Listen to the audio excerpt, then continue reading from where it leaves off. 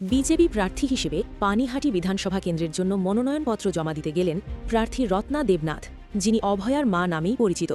বৃহস্পতিবার সকালে পানিহাটি বিধানসভার অমরাবতী থেকে সোদপুর ট্রাফিক মোড় পর্যন্ত একটি সুদৃশ্য র্যালি বের হয়। তাতে বিজেপি প্রার্থীর সমর্থনে উপস্থিত ছিলেন ত্রিপুরার সাবেক মুখ্যমন্ত্রী বিপ্লব দেব।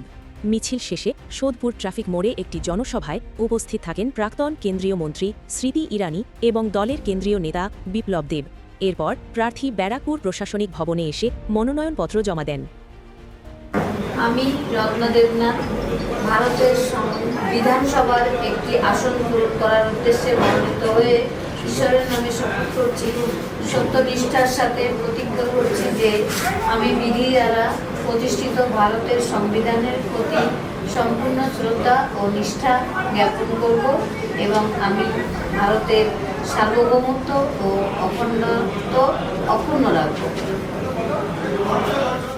এদিনের কর্মসূচিতে উপস্থিত হয়ে একজন সন্তানহারা মায়ের লড়াইকে সম্মান জানাতে তথা নারী সুরক্ষার আওয়াজ তোলেন স্মৃতি ইরানি।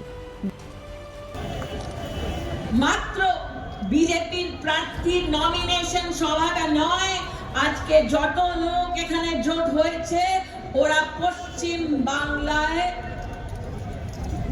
ন্যায় স্থাপিত করার জন্য দাঁড়িয়ে আছে। তাই একটা মা হই, একটা বোন হই, আপনাদের সবাইকে আভার জানাতে চাই। আজকে মাত্র এই লড়াইটা শুরু হয়েছে। যত দিন এই ইলেকশনে আমরা দিন কাটবো তত দিনকে টিএমসির গুন্ডারা বিরক্ত করবে, এটা আমরাও জানি।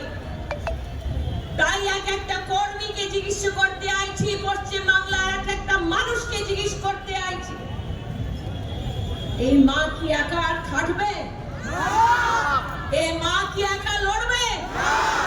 আপনাদের সবাইকে লড়াইটা লড়তে হবে। বলুন, লড়ার জন্য তৈয়ার? লড়ার জন্য তৈয়ার?